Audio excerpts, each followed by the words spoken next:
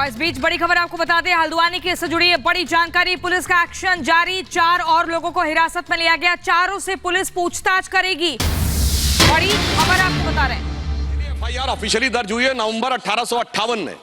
फैजाबाद के थानेदार को रिपोर्ट दी गई है कि 25 निहंग सिखों ने आकर कब्जा कर लिया है, यज्ञ हवन किया है और मस्जिद जन्म स्थान के सब तरफ राम राम लिख दिया। और जानते हो उस पे सभापति महोदय सिग्नेचर क्या है?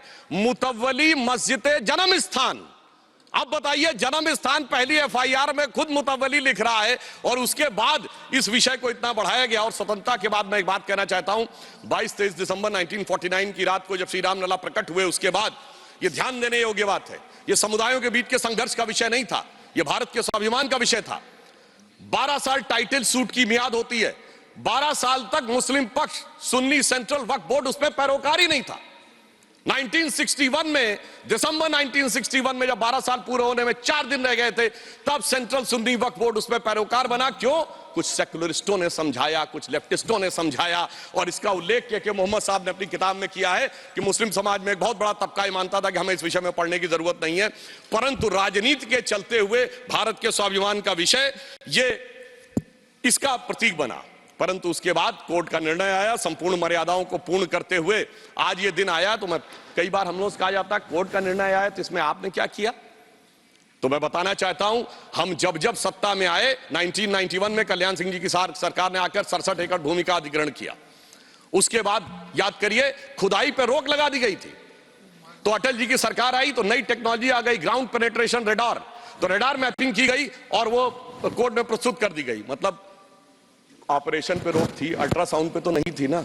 तो अल्ट्रासाउंड करके दिखाया गया, देखो भाई अंदर क्या है। फिर कोर्ट ने परमिशन दी और उसी खुदाई की हुई 2003 में, और उसके अंदर जो साक्ष्य निकले उसी से 30 सितंबर 2010 का Lucknow bench of Allahabad high court का जजमेंट आया, जिसने गर्भगृह श्री रामलला विराजमान को दिया।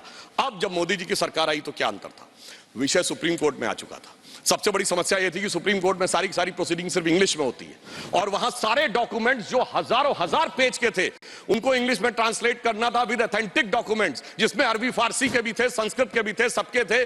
तो हमारी सरकार ने आने के बाद अगर 60 साल उसमें लगे थे, हो सकता 50 साल इसमें भी लग जाते, क्योंकि बहुत से लोग वकील का चोला ओढ़कर खड़े होकर ये भी कहते थे फलां साल के पीछे ले जाइए इस जजमेंट को। मगर मोदी जी की सरकार ने आने के बाद 24/7 लगाकर सारे के सारे जो डॉक्यूमेंट्स थे उनका केवल 2-3 वर्षों में ट्रांसलेशन किया और उसके बाद जाके कोर्ट में अर्जी लगाई कि डे टू डे हियरिंग होनी चाहिए, क्योंकि हमारी सरकार तो उसमें विचार करती थी कि हनुमान तेहि परसा करि पुन कीन्ह प्रणाम, राम काज कीन्हे बिनु मोहि कहां विश्राम।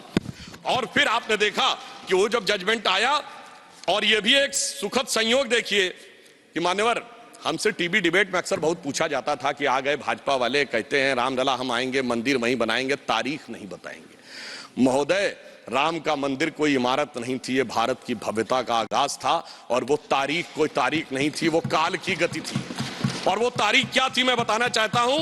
जब रामलला इस मंदिर में आए हैं तो वो तारीख आई है 4 करोड़ गरीबों को घर लेकर आई है, 11 करोड़ लोगों के लिए शौचालय लेके आई है, 54 करोड़ लोगों के लिए जनधन अकाउंट लेके आई है, हर गांव में बिजली, हर गांव में सड़क लेकर आई है।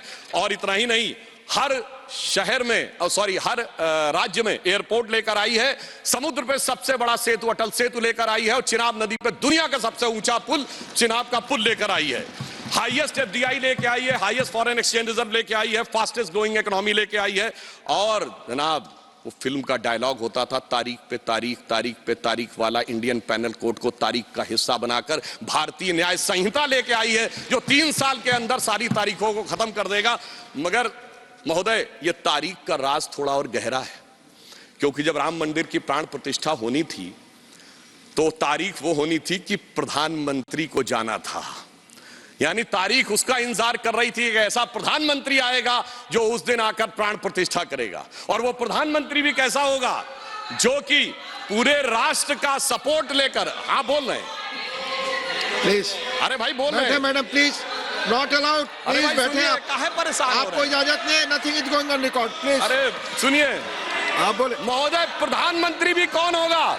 जो पूरे देश का जनादेश लेकर आया होगा और दूसरी बार भी लेकर आया होगा, जो अपने घोषणा पत्र में यह लिख के लाया होगा कि हम राम मंदिर का प्राण प्रतिष्ठा करेंगे, हम निर्माण का मार्ग प्रशस्त करेंगे, यानी 140 करोड़ लोगों के जनादेश के साथ वो तारीख आने वाली थी जिस तारीख का इंतजार था। और महोदय, सिर्फ तारीख इतनी नहीं थी मान्यवर, अगर शास्त्रीय ढंग से प्राण प्रतिष्ठा होनी थी तो 11 दिन का उपवास रख के तपस्या भी करनी थी। तो ऐसा भी प्रधानमंत्री आने वाला था जो संकल्प लेकर 11 दिन की तपस्या करे। और मैं महोदय एक और बात कहना चाहता हूं, 11 दिन नारियल का पानी पी के हम में से कितने लोग तपस्या कर सकते हैं महोदय? वो जो हर नवरात्र ऐसे रहता हो उसी के तपस्या का वो अभ्यास होगा। और मैं बताना चाहता हूं, स्वामी गोविंद गिरी जी जो कोषाध्यक्ष हैं न्यास के, उन्होंने जब उपवास तोड़वाया तो उन्होंने कहा मैं तार्किक व्यक्ति हूं, मेरे मन में संदेह था। तो जब इनकी माता जी जीवित थी तो मैंने उनसे पूछा था, तो उन्होंने कहा 40 वर्षों से अभ्यास है ये उपवास रखने का, इसलिए 11 दिन शासकीय कार्य रखते हुए भी वो उपवास कर पाए। ऐसे व्यक्ति की प्रतीक्षा थी तारीख को।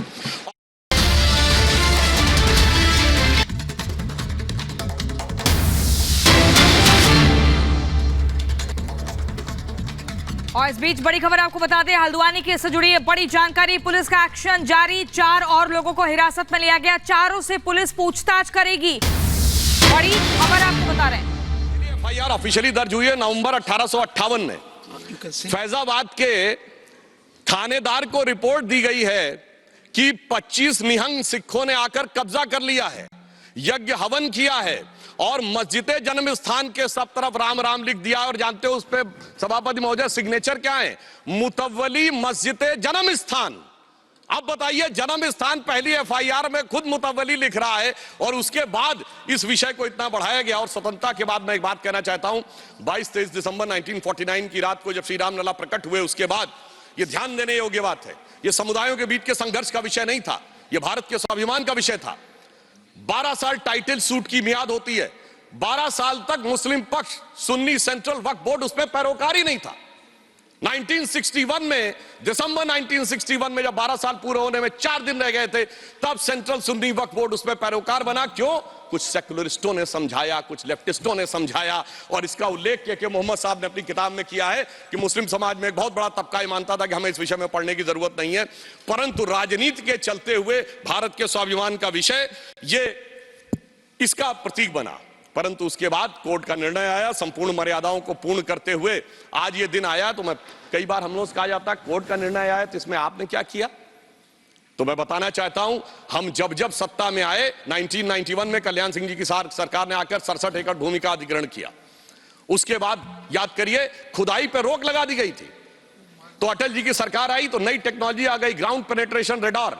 तो रेडार मैपिंग की गई और वो कोर्ट में प्रस्तुत कर दी गई। मतलब ऑपरेशन पे रोक थी, अल्ट्रासाउंड पे तो नहीं थी ना। तो अल्ट्रासाउंड करके दिखाया गया, देखो भाई अंदर क्या है। फिर कोर्ट ने परमिशन दी और उसी खुदाई की हुई 2003 में, और उसके अंदर जो साक्ष्य निकले उसी से 30 सितंबर 2010 का Lucknow bench of Allahabad high court का जजमेंट आया, जिसने गर्भगृह श्री रामलला विराजमान को दिया। अब जब मोदी जी की सरकार आई तो क्या अंतर था? विषय सुप्रीम कोर्ट में आ चुका था। सबसे बड़ी समस्या यह थी कि सुप्रीम कोर्ट में सारी प्रोसीडिंग सिर्फ इंग्लिश में होती है, और वहां सारे डॉक्यूमेंट्स जो हजारों हजार पेज के थे उनको इंग्लिश में ट्रांसलेट करना था विद ऑथेंटिक डॉक्यूमेंट्स, जिसमें अरबी फारसी के भी थे, संस्कृत के भी थे, सबके थे। तो हमारी सरकार में आने के बाद अगर 60 साल उसमें लगे थे, हो सकता 50 साल इसमें भी लग जाते, क्योंकि बहुत से लोग वकील का चोला ओढ़कर खड़े होकर ये भी कहते थे फलां साल के पीछे ले जाइए इस जजमेंट को। मगर मोदी जी की सरकार ने आने के बाद 24/7 लगाकर सारे के सारे जो डॉक्यूमेंट्स थे उनका केवल 2-3 वर्षों में ट्रांसलेशन किया, और उसके बाद जाके कोर्ट में अर्जी लगाई कि डे टू डे हियरिंग होनी चाहिए, क्योंकि हमारी सरकार तो उसमें विचार करती थी कि हनुमान तेहि परसा करी पुन कीन्ह प्रणाम, राम काज कीन्हे बिनु मोहि कहां विश्राम। और फिर आपने देखा कि वो जब जजमेंट आया, और ये भी एक सुखद संयोग देखिए कि मान्यवर, हमसे टीवी डिबेट में अक्सर बहुत पूछा जाता था कि आ गए भाजपा वाले, कहते हैं रामलला हम आएंगे, मंदिर वहीं बनाएंगे, तारीख नहीं बताएंगे। महोदय, राम का मंदिर कोई इमारत नहीं थी, ये भारत की भव्यता का आगाज था, और वो तारीख कोई तारीख नहीं थी, वो काल की गति थी। और वो तारीख क्या थी मैं बताना चाहता हूं। जब रामलला इस मंदिर में आए हैं तो वो तारीख आई है, 4 करोड़ गरीबों को घर लेकर आई है, 11 करोड़ लोगों के लिए शौचालय लेके आई है, 54 करोड़ लोगों के लिए जनधन अकाउंट लेके आई है, हर गांव में बिजली, हर गांव में सड़क लेकर आई है। और इतना ही नहीं, हर शहर में हर राज्य में एयरपोर्ट लेकर आई है, समुद्र पे सबसे बड़ा सेतु अटल सेतु लेकर आई है और चिनाब नदी पे दुनिया का सबसे ऊंचा पुल चिनाब का पुल लेकर आई है, हाईएस्ट एफडीआई लेके आई है, हाईएस्ट फॉरेन एक्सचेंज रिजर्व लेके आई है, फास्टेस्ट ग्रोइंग इकोनॉमी लेके आई है। और जनाब वो फिल्म का डायलॉग होता था, तारीख पे तारीख, तारीख पे तारीख वाला इंडियन पैनल कोड को तारीख का हिस्सा बनाकर भारतीय न्याय संहिता लेके आई है, जो 3 साल के अंदर सारी तारीखों को खत्म कर देगा। मगर महोदय, ये तारीख का राज थोड़ा और गहरा है, क्योंकि जब राम मंदिर की प्राण प्रतिष्ठा होनी थी तो तारीख वो होनी थी कि प्रधानमंत्री को जाना था, यानी तारीख उसका इंतजार कर रही थी कि ऐसा प्रधानमंत्री आएगा जो उस दिन आकर प्राण प्रतिष्ठा करेगा। और वो प्रधानमंत्री भी कैसा होगा, जो कि पूरे राष्ट्र का सपोर्ट लेकर, हाँ बोल रहे हैं प्लीज, अरे भाई बोल रहे बैठे हैं madam, please not allowed, please बैठे आप, काहे परेशान हो आपको रहे हैं? इजाजत नहीं है, nothing is going on record, please. अरे सुनिए, आप बोले। महोदय, प्रधानमंत्री भी कौन होगा, जो पूरे देश का जनादेश लेकर आया होगा और दूसरी बार भी लेकर आया होगा, जो अपने घोषणा पत्र में यह लिख के लाया होगा कि हम राम मंदिर का प्राण प्रतिष्ठा करेंगे, हम निर्माण का मार्ग प्रशस्त करेंगे, यानी 140 करोड़ लोगों के जनादेश के साथ वो तारीख आने वाली थी जिस तारीख का इंतजार था। और महोदय, सिर्फ तारीख इतनी नहीं थी मान्यवर, अगर शास्त्रीय ढंग से प्राण प्रतिष्ठा होनी थी तो 11 दिन का उपवास रख के तपस्या भी करनी थी। तो ऐसा भी प्रधानमंत्री आने वाला था जो संकल्प लेकर 11 दिन की तपस्या करे। और मैं महोदय एक और बात कहना चाहता हूं, 11 दिन नारियल का पानी पी के हम में से कितने लोग तपस्या कर सकते हैं? महोदय, वो जो हर नवरात्र ऐसे रहता हो उसी के तपस्या का वो अभ्यास होगा। और मैं बताना चाहता हूं, स्वामी गोविंद गिरी जी जो कोषाध्यक्ष हैं न्यास के, उन्होंने जब उपवास तोड़वाया तो उन्होंने कहा मैं तार्किक व्यक्ति हूं, मेरे मन में संदेह था। तो जब इनकी माता जी जीवित थी तो मैंने उनसे पूछा था, तो उन्होंने कहा 40 वर्षों से अभ्यास है ये उपवास रखने का, इसलिए 11 दिन शासकीय कार्य रखते हुए भी वो उपवास कर पाए। ऐसे व्यक्ति की प्रतीक्षा थी तारीख को।